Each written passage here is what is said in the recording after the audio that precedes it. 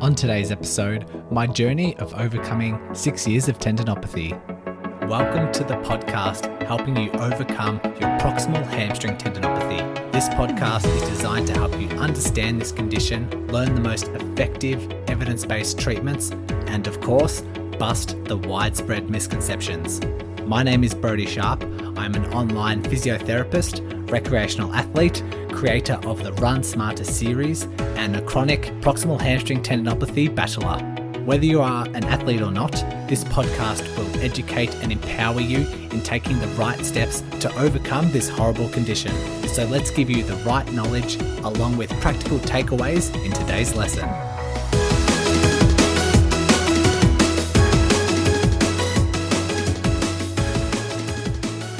Okay, this is going to be another episode from the Run Smarter podcast. It's been a while. That was released in, I've got my notes here, the 3rd of July last year. So I decided to share my journey. I've had this pes anserinus tendinopathy, which I'll talk about. I don't know how it got to 6 years. It just, I guess the symptoms weren't bad enough for me to pay attention to it or notice it, or it just seemed like all of a sudden I had it for several years and decided to do something about it and share my journey. So it isn't a proximal hamstring tendinopathy that I'm talking about, but it has very similar processes, close similarities to the rehab of proximal hamstring tendinopathy. I will share my experiences because I have had PHT in the past, and I think next episode I have recorded a past episode on what I have learned from PHT, so I'll do that. But this episode in particular is quite detailed into a bit of insight into like my thought process and my decision-making process throughout that recovery. And I don't want to give too much away because I talk about it all in the episode, but I can say that to this present day, because at the time of recording and sharing my journey, it had been maybe a couple of days after my reaching my goal. But to this present day, I haven't had that tendinopathy come back, which has been astounding. I've been truly amazed. And yeah, so you're going to learn a lot. Pretty much like when I'm telling this story, perhaps apply this to you undergoing your own PHT rehab, especially if you're a runner. But if you have any other athletic endeavors, if you want to return back to cycling or swimming or sports, it's still the same guidelines, it's still the same decision-making process. And so I hope you enjoy, and let's dive into this episode. I am going to talk through my journey of the past three to 4 months. I thought I would document my attempts at getting rid of a certain tendinopathy that I have and then share it with you guys. And it does have inbuilt within this journey a lot of lessons that anyone can apply, especially those who have a tendinopathy that they're trying to manage or overcome, particularly a chronic tendinopathy. And yeah, I'm super excited just to share my journey. So my injuries in the past, I don't really talk about myself a whole lot and my running history. I am mainly a recreational runner, but in the past, I've had a lot of, say, calf issues. I've had a lot of hamstring issues. I've had some plantar fasciitis, which I've talked about a little bit, which wasn't really from running, but have managed quite a couple of years of high hamstring tendinopathy, managed to overcome that. Had some calf strains when I first started running, had a hip flexor strain when I first started running, and most of my injuries have been fairly under control except this one very, very persistent pes anserinus tendinopathy, which it's been so long, I can't even remember how I did manage to, how it managed to become overused and develop into a tendinopathy. I do know, well, for those who aren't aware, your pes anserinus is a complex that makes up of 3 different tendons consisting of your hamstring, your adductor, and this sartorius muscle. And it's essentially like in the inside of your knee, kind of where your hamstring attaches onto. So if you were to think of the back of the knee and the inside of the knee, it's kind of in between that. And you can feel it, it's on the outside. And both of my pes anserinus on the left and the right side tend to subluxate. I'm not too sure if they subluxate while I am running, but if I was to activate that tendon and put my knee through a certain range of movement, the tendon itself actually flicks out of position across to the other side of the bone and then will relocate when I bend my knee again. And so that might be indicating, or it might be a factor as to why this tendon has become irritated, but it does subluxate on the other side, and that hasn't had an issue at all. So a bit of information, but yeah, so it has been irritated for about 6 years. I'm not too sure how it came that way. I was running half marathons and I was doing triathlons, and I was building up my mileage quite well, but this tendon would always be on the back of my mind. It wouldn't really hurt while I was running. It wouldn't really hurt afterwards. It didn't bother me that much, but I could tell once I was to activate that tendon that it'd be sore, and wanted to just get rid of it once and for all. And so I decided to I tried to take advantage of this lockdown situation that we did have. So here in Melbourne, probably around start of March, mid-March, we went into lockdown, and I decided to take that opportunity to really, really focus on building up my running mileage, but overcome this tendinopathy. And it was just coming off the back of a triathlon season. And at that stage, because there was a lot of fast work, there was short distances, but was quite fast. That pes anserinus tendon in particular was quite irritated, and the last triathlon of the season actually got cancelled. So it was due to COVID. So it was really just off the back of triathlon season. And describing the irritability at that stage, I would say that my tendon would get flared up the next day if I was to run more than maybe 2 or 3K at maybe a 5-minute pace. So not a lot of mileage at all. And it would flare up the following day. Might be flared up for a couple of days and then settle back down. And then it was back to baseline symptoms. During the run, I could probably sense it. I could probably notice it. Not pain while I was running, but I can tell it definitely wasn't equal to the opposite side. I didn't have that much confidence, or I guess the brain just had the awareness that it was there without pain, if that makes sense. And then afterwards, it'd be okay. Once I cooled down, it'd be okay. But it was the next day which it was particularly flared up, which is pretty consistent of a chronic tendon. So I started my mission. I wanted to not only build up my mileage, I wanted to get rid of this once and for all. I wanted to really get good control of this tendon pain. So what I do first I laid down some expectations. I kind of, with my knowledge of how chronic tendons behave, I did expect that throughout this journey, there would be some minor flare-ups.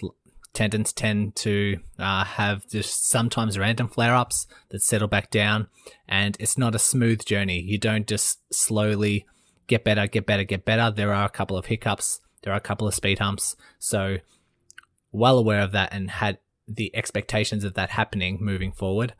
I knew that it wouldn't be 100% pain-free. I knew that as I built up my mileage, I was okay dealing with a little bit of pain the following day, knowing that it is a chronic tendon or chronic tendinopathy, and sometimes it's a little bit safe, or sometimes the body's still telling you it's safe, even if it is flared up the next day, but it's not increasing in pain. So I had a really good gauge of the next day when the tendon was flared up. Was that my usual flare-up baseline, or was it more exacerbated? And I made sure to lay down the expectations of it will be sore the next day, but make sure it's only at that baseline flare-up and not a massive, excessive amount. And so laid down that expectation. It won't be pain-free. It's a chronic tendon. Pain is okay for these tendons as long as it's only at baseline and doesn't get exacerbated. The other expectation is patience. I knew that it would be quite a long time. I knew that it wouldn't be 4 weeks, 6 weeks of just doing the right thing. I knew that it wouldn't be 2 months. I set myself a 3-month goal, and that was a very, very patient goal, and just expected the roller coaster. Expected that sometimes these timeframes might fluctuate. Sometimes I might get quite lucky and progress quite quickly. Other times it might take a lot of patience and a lot of really diligent micro steps in the right direction. And so laid down all those expectations. Then I came up with a couple of steps before I started. So step 1, I needed to create a running program, and I used the Nike Run app. Pretty much I've done that in the past, and it's really helped me. If you aren't familiar, you can download a program on the Nike Run app.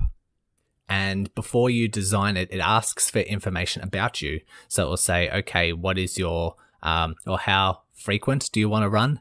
What is your 10K PB or your 5K PB if you know it? What else does it ask? What is your current running mileage? What's your current frequency? And yeah, just weight, height, that kind of stuff, and just gathers that information about you before it designs the program.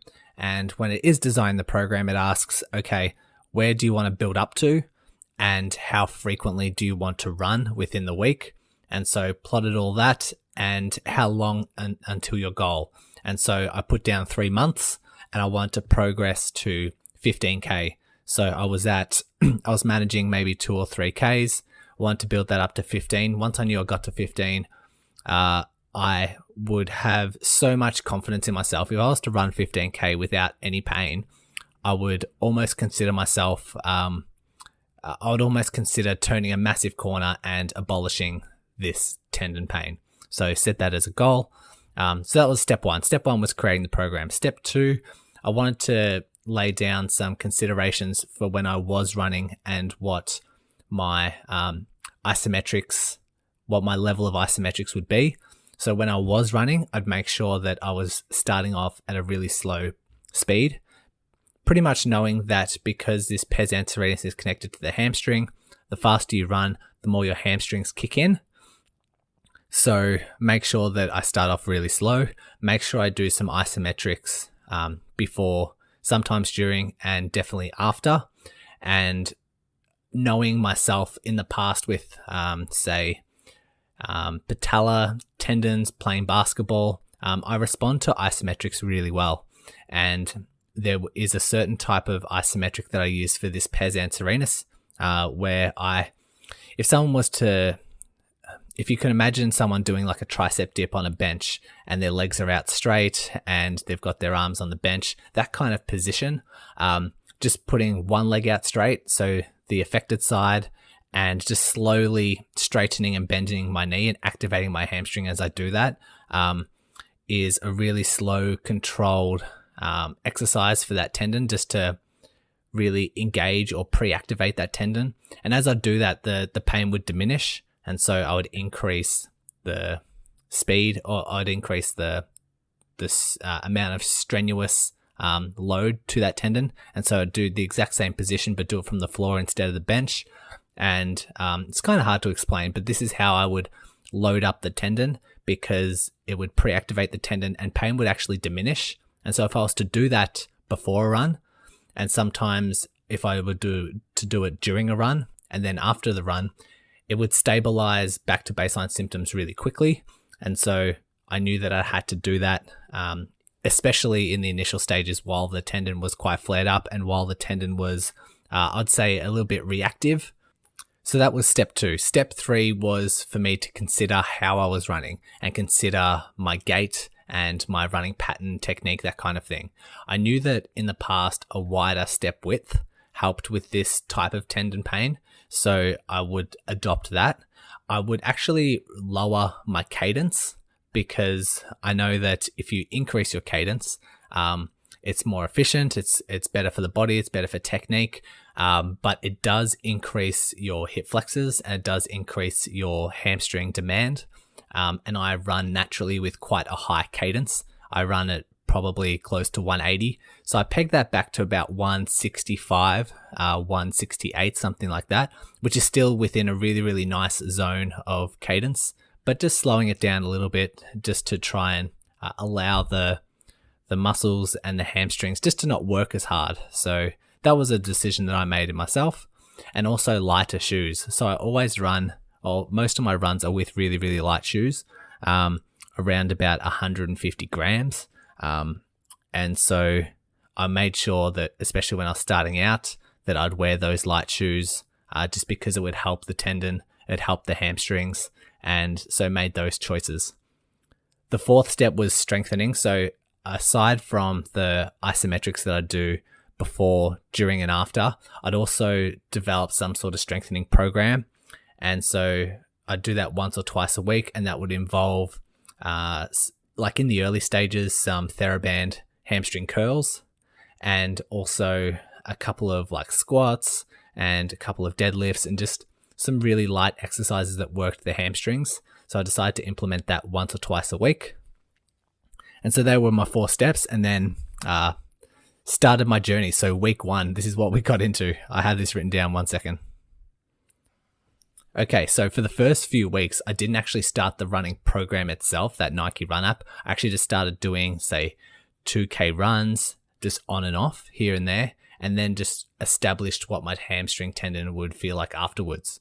So it would literally be like jog for 1 minute, walk for 1 minute, jog for 1 minute, walk for 1 minute, on and off for 2Ks, and that was it. And then I was done, did my loading hamstring exercises, did my isometrics, and then just had to wait and see what it was like the next day.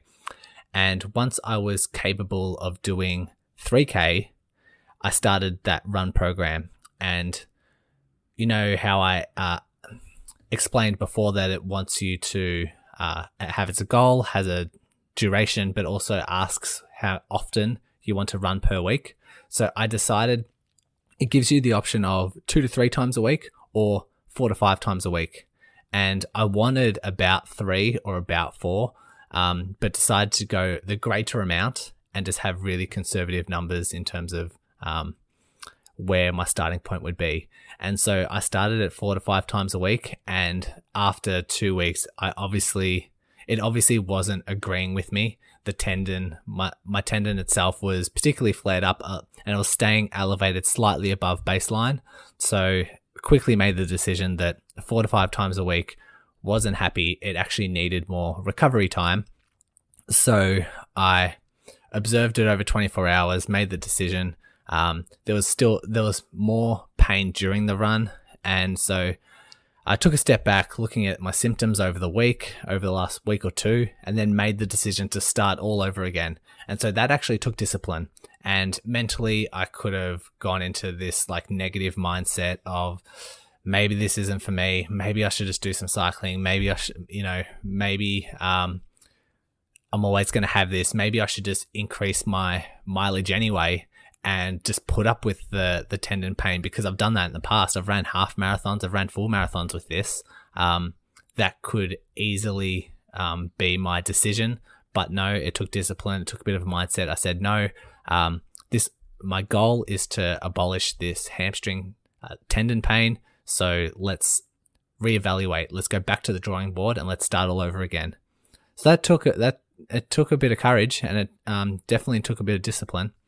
And so started the program all over again, reset it, opened up the Nike Run app again, plugged in my coordinates, plugged in my info, and started at 2 to 3 times a week, and even pegged back the numbers. So starting at 2 to 3Ks with a 4K long run, that was the numbers that we set it at.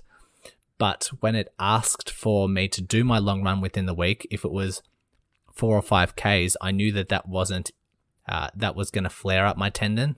So what I did was during the week, if it asked for the shorter runs, so it asked for the 2K runs or the K.5 run, I'd do that. But when it got to the Sunday for my long run, I would, instead of doing a 5K long run, I'd do a 40-minute bike ride. And then straight off the bike, I would do a 2K run, something like that, and combine the two. So that's where you kind of have to be a bit creative and use the power of cross-training, which is, one of those universal principles that we learn about.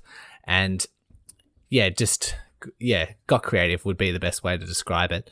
And I had to do that for quite a few weeks. Every time there was a long run, I'd just combine the two activities. I'd do my bike ride, then I'd do a shorter run, and that combination would equal my long run, you could say. I was also confident with that because in the past I knew that bike rides didn't flare up the tendon at all, and I could do all the bike riding in the world and it wouldn't flare it up.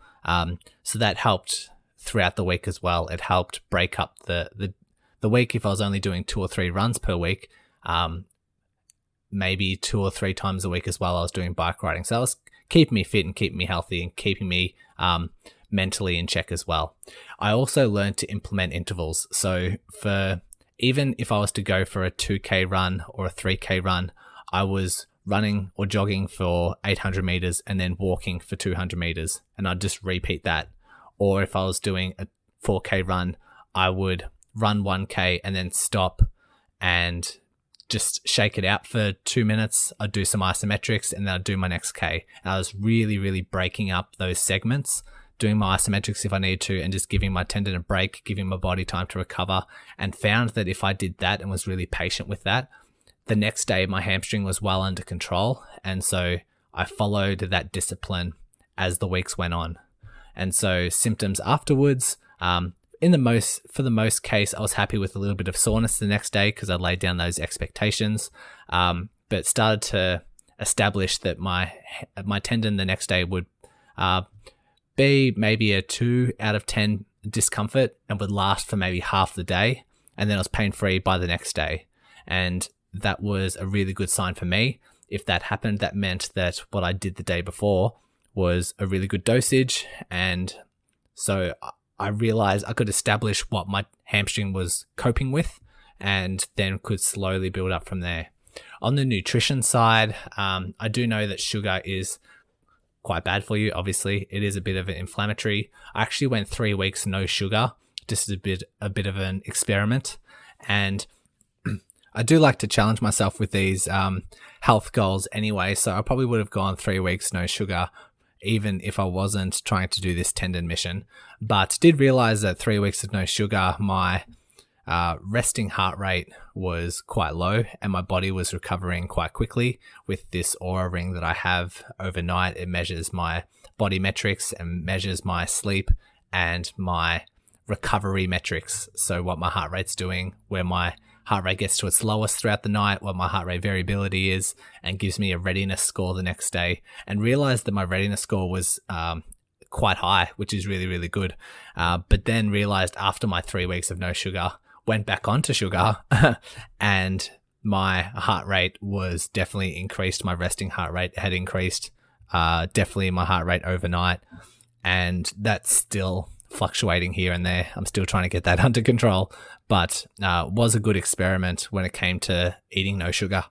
So continued this whole process and got to about let's talk about week 5 to 9. So we're looking into the second month of me doing this. And this is probably the second month into me starting all over again. So we're probably looking at, I don't know, maybe 2 months in already.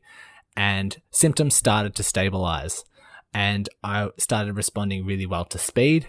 I was doing my long runs on the weekends, usually the Sunday, and during the week I was doing my strength work and I was doing a little bit of speed work, and realized that through just really gradual progressions that a short, faster run was actually quite good for the hamstring. It was more the long distance sort of stuff where it was most likely to be sore the next day. I did recall, and I did write down in my journal, I did have one flare up, and it was during a 5K ramp up. And when I was talking about responding well to speed work, it was mainly doing 2, 3, 4K repeats.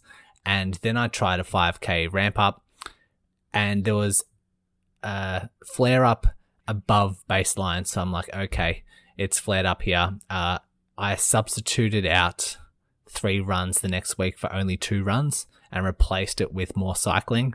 And then it settled down relatively quickly. So even though there was a flare up, I made sure not to completely rest it, because as we know from our universal principles, rest not always best. If we completely rest it, it ends up getting weaker. But I managed to continue running. I did the 2 runs the following week instead of 3, but just did a lot more cycling. And I can assure you that those 2 runs that I did was well within my capabilities that I knew I was capable of. And it would have been a slow, shorter run. But yes, did do more cycling because I know that doesn't flare up the tendon at all. And then it returned relatively quickly. So that was kind of a little hiccup along the journey. And I knew that this was to be expected. So I was quite happy that I could negotiate that, and that flare up would only last for 1 week. Then I was back on track. My long runs were increasing about 1K every single week. So for some people that can be very, very gradual. It requires a lot of patience. So I was starting my long run was about 4K, then went to 5, 6, 7, 8. So in about a month, my long run turned into 8K. So it was probably at the end of the second month. If we include my initial attempts that flared up and I had to start all over again, we're probably 2.5 months in, and my long run is probably around 8K. So very, very gradual, but got to week 10, and probably week 10 was when I started to turn a real corner, and my long runs were getting longer, obviously, and my calves were starting to get a bit more DOMS because I was doing those longer runs in lighter shoes with less support.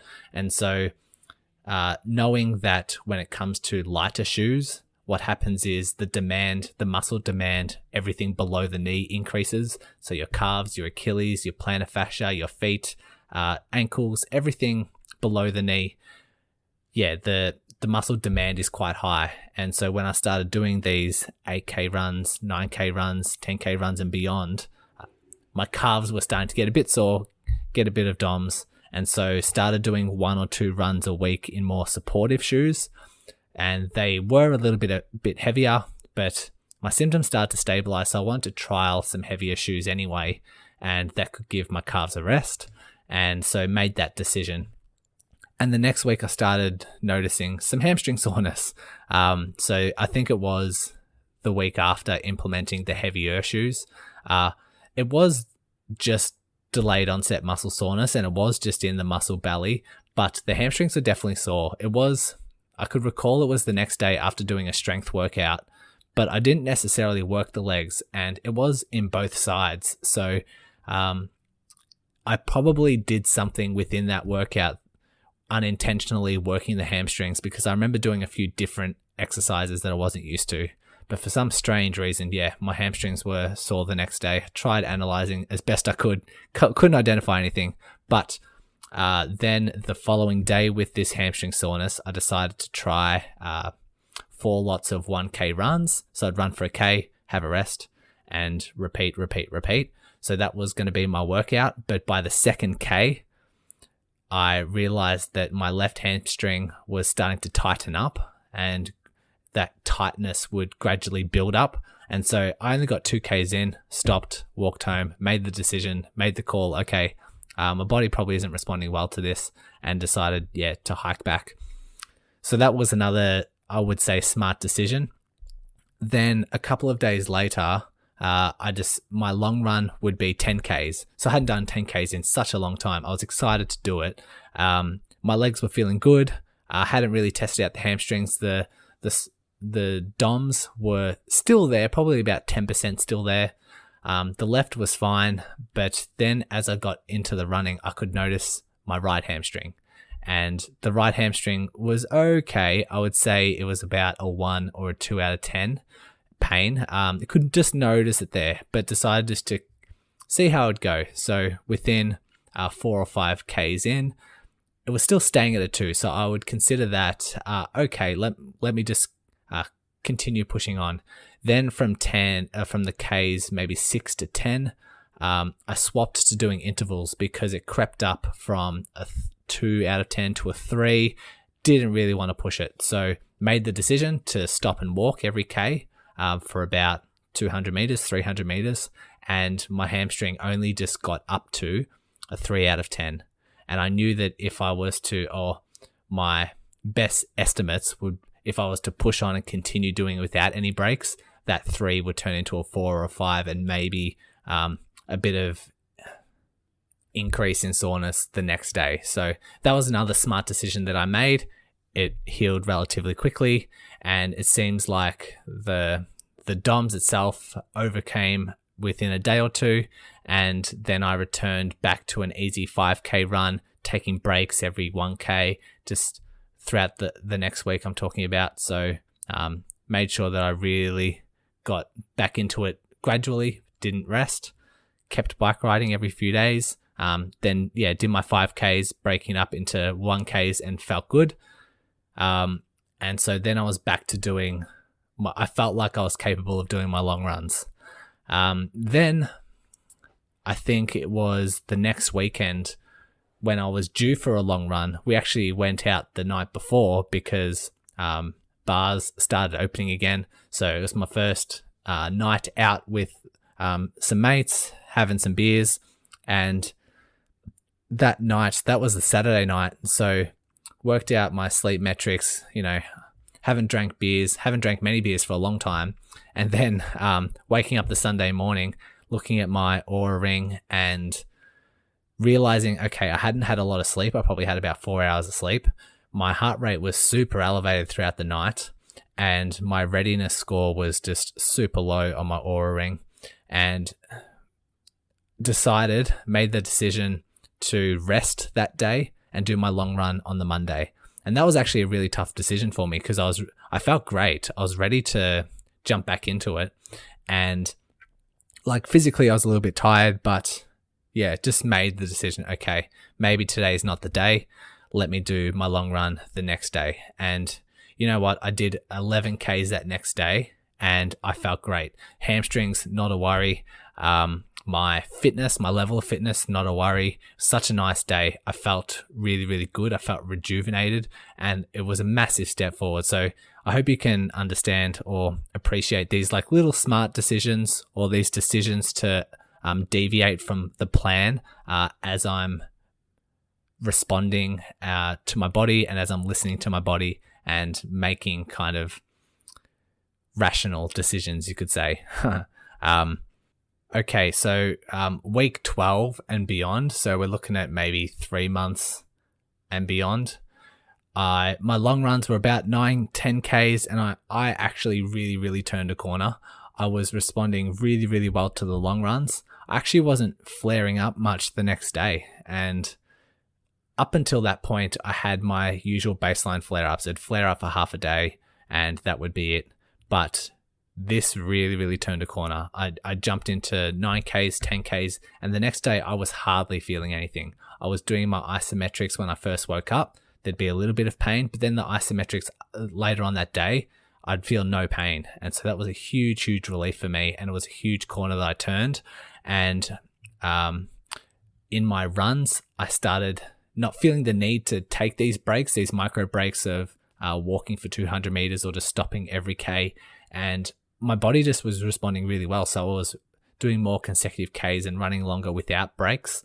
And I was still avoiding consecutive days when I was running, even though I felt really great, just giving my tendon the next day to recover, even if the next day was a bike ride. So my usual routine would be, say, run, bike, run, strength session, and then rest. That would kind of be what 4 or 5 days would look like.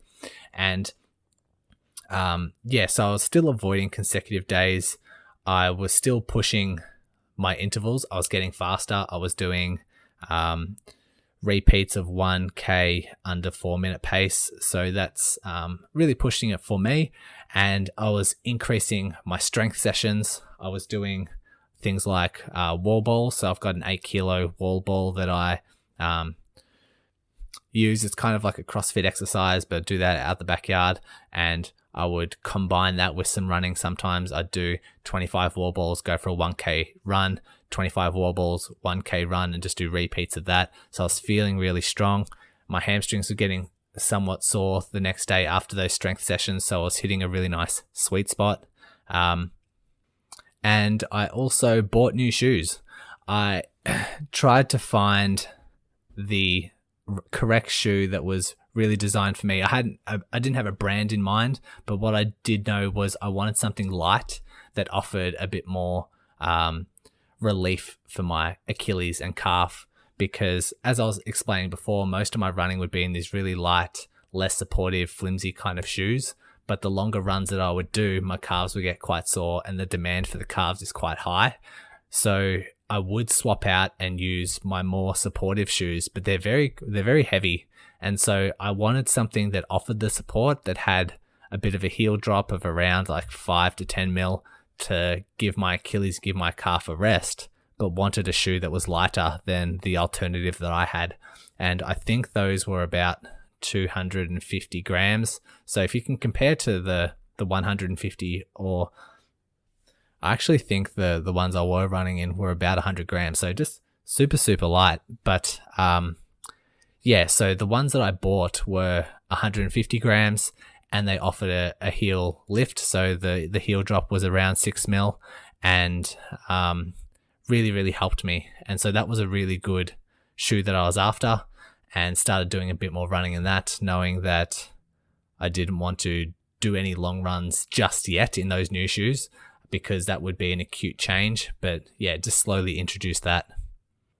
Now that my long runs were getting beyond 10 Ks, I actually got to 11 Ks and decided to scrap the Nike Run app and start doing it on my own, just following the same structure. And instead of doing 1K every week or increasing my long run by 1K, now I'm up to these higher numbers. I can start jumping 2Ks. So I did 11K, went totally fine. I was so happy. Did 13Ks the following week, and again felt really good. Maybe a slight pain doing my isometrics for the first attempt the next day, but then totally alleviated after that. And by the next week, I was ready for my 15K long run, my 15K goal. This is like 3.5, 4 months, almost approaching 4 months down the track of this incredible journey. And I was ready for my 15K run. I decided to do it 10 days later. So I did my 13K run on the Sunday, and then decided just to do a couple more interval sessions, a couple more lighter sessions, and do my 15K 10 days later. So it was the Wednesday, the following week. And this was, at the time of recording, 2 days ago. And so slipped on my lighter shoes and decided to just listen to my body in regards to pace. I went super slow and went out for a really, really nice run. Super patient, and I was just feeling great. 5Ks in, 8Ks in, 10Ks in. I was feeling like I could do this for 2-3 hours. So really, really light, but just loving every moment of it. I did decide to walk during a hill. I didn't want to be the one to say, okay, I went for a 15K run and did a massive hill. It was actually a different route than what I'm used to, which incorporated a massive hill. So I decided to walk up that hill, knowing that my calves aren't usually the best, or the demand for my calves is super high in these shoes. So mixed with hills, the demand for the Achilles and the calf will go through the roof. So just made the sensible decision just to walk up that, and it took maybe 5-8 minutes to walk up that entire hill. It was quite a large one. And yeah, then just jogged from then on out. And apart from that, I pretty much ran 10Ks consecutively, then walked up the hill, and then ran 5Ks consecutively. So I was linking in all these and not taking the breaks that I was at the very start of this journey, and felt great. Like the next day, I didn't have any pain. It was phenomenal. My calves were maybe a little bit sore. My hips and upper hamstrings maybe a little bit sore. But regarding the hamstring tendinopathy, totally gone. I couldn't believe it. And it was after such a journey, it just made me feel so happy that making these smart decisions, all the patience that it took to see the results, was truly astounding. So I thought to kind of summarize, I would write down some of the major lessons that I learnt and that you could take away as well. And the first one I put down was just being patient. So I started with the 3-month goal, which actually probably took about 4, but expected that patience and demanded the patience for myself.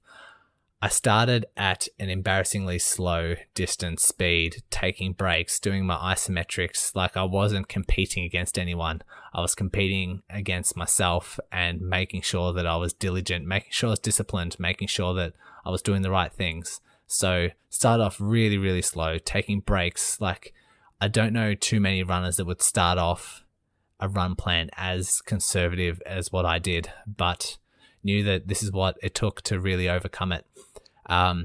It was a lot of trial and error, a lot of self-reflection, and really being objective and just steadying the course, being really rational with the choices that I was making. And that does come with a lot of self-reflection. So that'd be the third tip I had. The fourth one I have written down is it took ages to get from, say, 3K to 6K. That took a lot of patience. It probably didn't illustrate it as much throughout this journey in this episode, but regarding like how irritable the tendon was, just that ramp up, just that time period to get from 3 to 6K for my long run, it was just a up and down, up and down, up and down, and it would just, it'd be a real test. But once I negotiated up to 6K, getting from 6K to 10K was so much easier. The tendon started stabilizing a lot more and becoming more predictable. And so it got easier. And then from 11 to 15K was just a breeze. And so it really, really took, if we talk about that downward spiral in those 10 principles, the further down that spiral you are, the harder it is to work back up. But the further you work your way back up that spiral, the easier it is to really get out of it. And so I definitely experienced that throughout this journey. The other tip I wrote down was the power of interval running. So taking breaks every K, taking breaks every 800 meters and walking 200 meters. That really, really worked well for me, and really my tendon really responded well to that. The other one, the power of like pre-activation exercises and isometrics really, really worked for me. So isometrics before, sometimes isometrics during, and then isometrics afterward would calm down the tendon and help it to the next day. And I was doing, say, 1 set of 10 for these isometrics, but I was doing it every 2 or 3 hours because I know that dosage responded well for me. But a dosage would vary from tendon to tendon, from person to person, but it can be really effective if implemented well.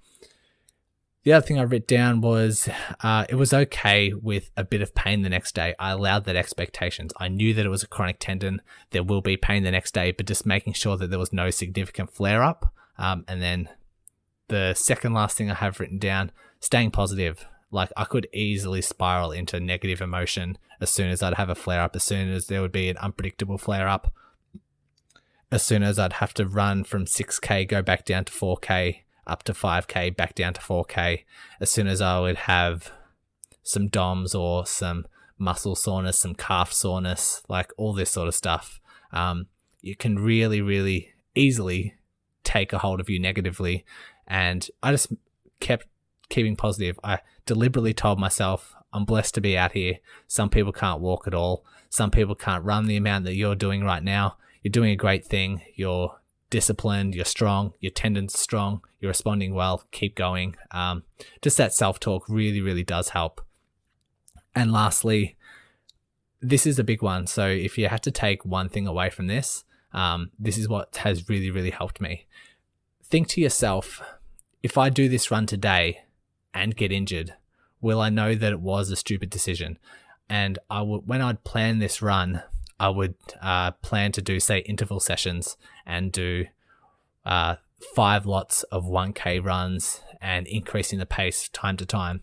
And so I would forecast, okay, if I was to do that workout right now and the next day, if I was to be injured, would I tell myself, yeah, that was a stupid decision? Or would I tell myself, that was well within my capabilities. I'm not too sure why I'm irritated or why I have this injury symptom, but I know it's not a significant flare-up because it's not a massive jump. I know a lot of runners that get injured and say, yes, I know, like, that was a big jump for me.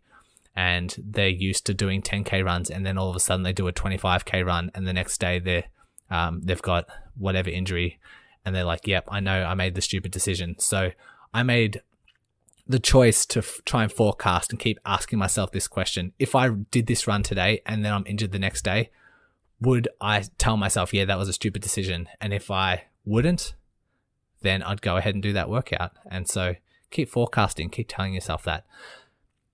We are done. I've written down those dot points. And so I hope you enjoyed this journey. I hope you took a lot out of it. I know that making these smart decisions, this is like the philosophy of the podcast, is being educated and being patient, taking these steps, making smarter decisions for you to become a better runner.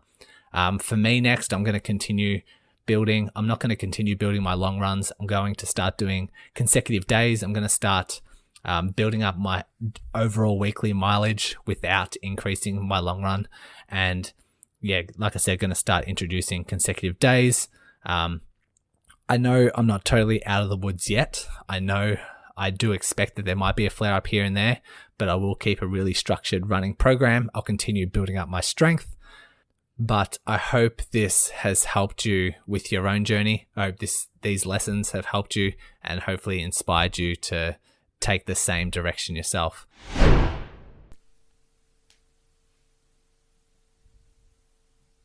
There we have it. I'm not too sure why I decided to chime in at the end of this episode, because I was, like always, going to do some key takeaways, but I pretty much summarized it at the end of the episode. So a lot of those key takeaways really do apply to PHT recovery.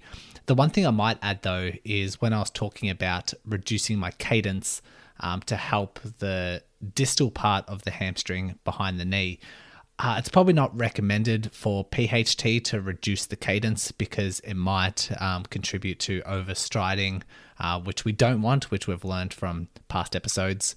So if you're confused about that, it's just pretty much my attempts to reduce the demands on the hamstring at the other end behind the knee rather than high up in the hamstring. So pretty much disregard that change, but still might be said for lighter shoes and those other shoe changes that I mentioned. That's all for me today. I will start adding in an episode, probably next episode, what I have learned from me having proximal hamstring tendinopathy. I've had it several times in my running journey and triathlon journey, and I'll share my key takeaways and what's really helped me in my recovery. So we'll catch you next time.